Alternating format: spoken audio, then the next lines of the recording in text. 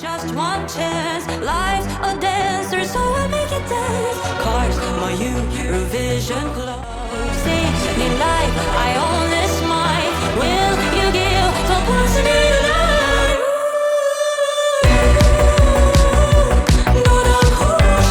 Категорический привет от Часового. Сегодня у нас на обзоре довольно интересный, небольшой, но очень дальнобойный фонарик IceBeam E10 2.0. Была ли первая версия, спросишь ты? Конечно была, но она светила на жалкие 562 метра и у нее было всего лишь 760 люмен. В этой же версии все серьезно, 1200 люмен, 715 метров, а это самый дальнобойный фонарик из тех, что у меня были. Тем более он такой небольшой. Он еще может магнититься и в общем больше никакой информации нет. Кстати, вот этот фонарик лежит не зря. Как вы помните, здесь 700 люмен и 400 метров, но он очень крошечный, а этот немножко побольше, но и светит подальше. Давайте распакуем. С первого раза не получилось, попробуем со второго. Наконец-то. Вот такой вот у нас идет комплект. Кстати, фонарик вообще не мелкий. Я что-то думал, это будет наключник, а здесь довольно крупный фонарик получается. В комплекте у нас вот такая вот инструкция. Наконец-то это не газета. Из нее мы узнаем, что у него минимальный режим 2 люмена, мне такой нравится, светит он 120 часов, 15 люмен светит 25 часов, со 150 люмен он падает в 15 и светит около 5 часов. Далее высокий режим 500, 150, 15 и максималочка падает все так же по очереди. Проверим, сколько он светит в турбо. Также у нас в комплекте два запасных колечка, один фирменный темлячок, один зарядный кабель и сертификат на данный продукт. А учитывая, что у данного фонарика гарантия 10 лет, я вам советую брать в фирменном магазине, либо же спрашивать у продавца, поддерживает ли он гарантию, потому что 10 лет гарантия это неплохо. Не всякий фонарь просветит 10 лет. Давайте ближе рассмотрим. Вместо черного цвета я для разнообразия решил выбрать вот такой вот зеленый, хотя почему-то он на сайте писался как бирюзовый. Возможно, браузер неправильно перевел. Итак, у нас есть вот надпись на нем. Кстати, как вы заметили, клипсы нету. А клипсы нету все почему? Потому что голова, как видите, намного больше, чем сам фонарик. А давайте посмотрим на его тир-оптику.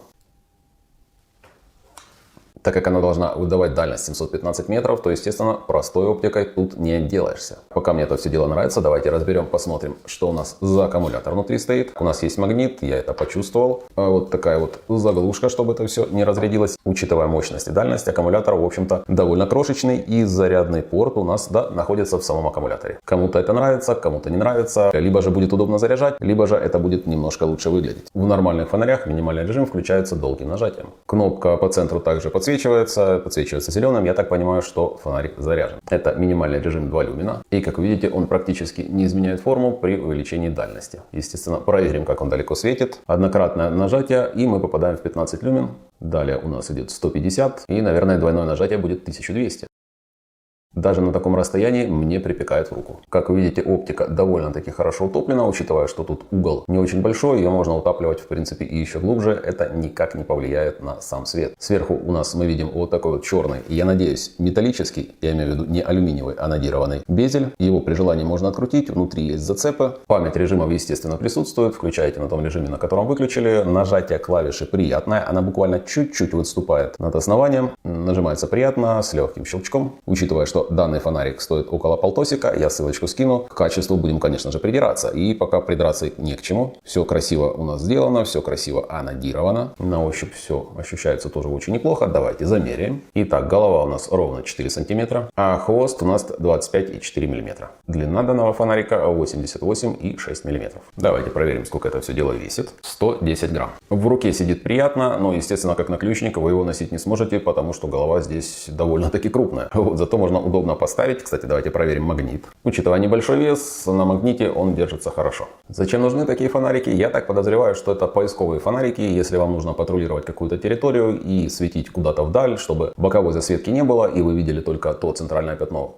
куда вы, собственно, светите. И если приложить фонарик, естественно, к столу, то засветку видно. А в реальной жизни, я думаю, его практически не видно. Это мы чуть-чуть позже посмотрим, проверим, пока идут первые впечатления. И, в общем-то, мне фонарик нравится. Естественно, нравится он мне своей необычностью. Давайте попробуем подцепим на него темлячок. И вот таким образом уже намного удобнее пользоваться данным фонариком. Он у вас никуда не улетит и будет все время в вашей руке. Сидит он хорошо. Я бы даже длиннее сделал ручку. Не видел, есть ли удлиненные варианты, но я бы взял на 18650 вариант. Он был бы, во-первых, чуть-чуть подлиннее, длиннее, а во-вторых, естественно, работал бы как минимум в 3-4 раза дольше. Но, скорее всего, он задуман как компактный поисковый фонарик, поэтому имеем вот такую вот длину. В общем, ухожу тестировать и скоро вернемся и посмотрим, как, что и почему. Пользовался я данным фонарем около 10 дней и созрели небольшие выводы.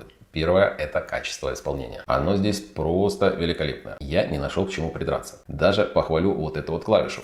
У нее ход идеальный, то есть мягкое нажатие, мягкое выключение. Эту кнопку можно считать практически идеальной. Лучше кнопки пока не было. С режимами работы все тоже на отличном уровне. Долгое удержание и попадаем в 2 люмена. На мой взгляд, это лучшее решение. Оно у многих компаний есть, и я считаю, это самый удачный вариант, потому что, включая минимальный режим, вы всегда можете удерживать клавишу и попадать в основной режим и подряд по повышающейся переключать режимы. Это понятно, просто и никогда не запутайтесь. И, естественно, турбо лучше всего включать 2 нажатиями.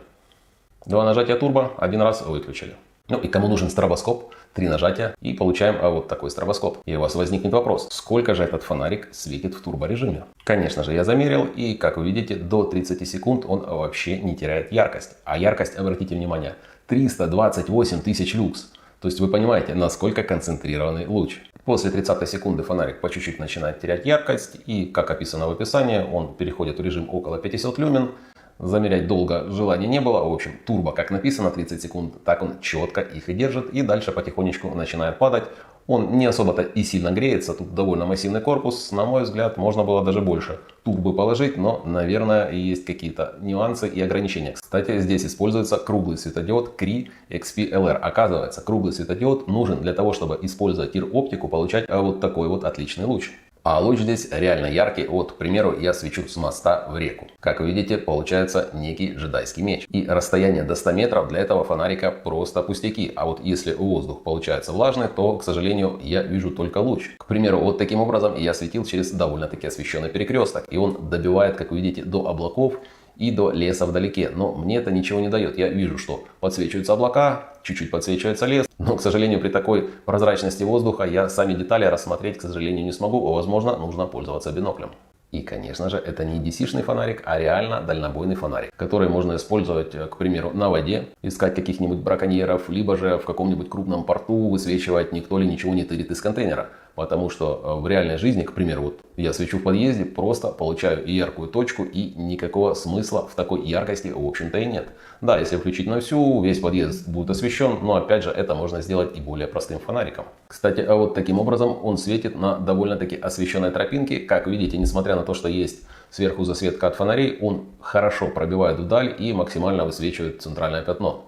А если им посветить вверх, то, естественно, получается меч джедая. И зачастую, если влажный воздух, я вижу сам луч, а куда он светит, если отражающая поверхность не очень хорошо отражает и находится очень далеко, я не вижу, а вот сам луч вижу просто отлично. Конечно же, данный фонарик я оставлю себе в коллекцию, как очень дальнобойный и довольно компактный фонарик. Но если вы вдруг решите его покупать, подумайте.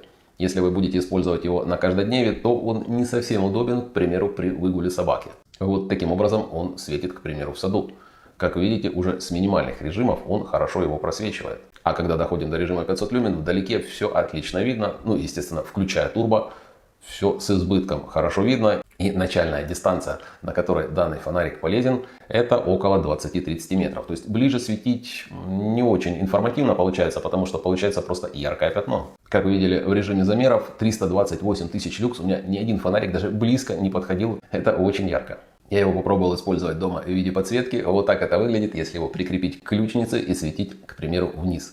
Просто яркий, тонкий луч получается. Также я его проверил, естественно, на реке, насколько он пробивает воду. Пробивает глубину до 1 метра просто на ура, причем на любой дальности. Как вы видите, можно рассмотреть всяких рыбок, если они, конечно, там будут. И, кстати, вот для рыболовов может быть оказаться полезным, если вам что-то вдалеке нужно высветить. К примеру, вы закидываете на карпа метров на 100, и у вас что-то там запуталось где-то вдалеке в кустах, перекинули, к примеру, речку, и вы сразу поймете, стоит ли отрезать леску, или можно еще попробовать это все дело потом распутать. Это, конечно же, шутка, в воду он просвечивает отлично. Кстати, по водозащите здесь IP68, поэтому, в принципе, вы можете попробовать использовать его под водой. И как подводный, мне кажется, это довольно-таки интересный вариант. То есть, если не глубоко занырнуть и что-то там посветить в воде, конечно, если вода прозрачная, я думаю, будет довольно интересно. Но на всякий случай скажу, что под водой кнопку опять же нажимать не стоит, потому что можно напустить внутрь воды. Плюс вода здесь, в общем-то, не имеет возможности попасть, потому что даже нет зарядного порта, потому что порт находится внутри в самом аккумуляторе. Так что еще один вариант использования под водой только что я придумал и по возможности, конечно же, протестирую, но пока зима и холодно, к сожалению, в воду лезть желания нету. Выводы, которые можно сделать по данному фонарю. Во-первых, я его назову меч джедая, потому что в любую сырую погоду это реально световой меч. И вот таким образом им можно выцеливать всякие объекты. В остальном же фонарик получился очень интересный, но опять же, учтите, это реально дальнобойный фонарик. Это не EDC, это дальнобойный EDC. Кому такой фонарик нужен? Крайне рекомендую, вещь отличная и очень интересная.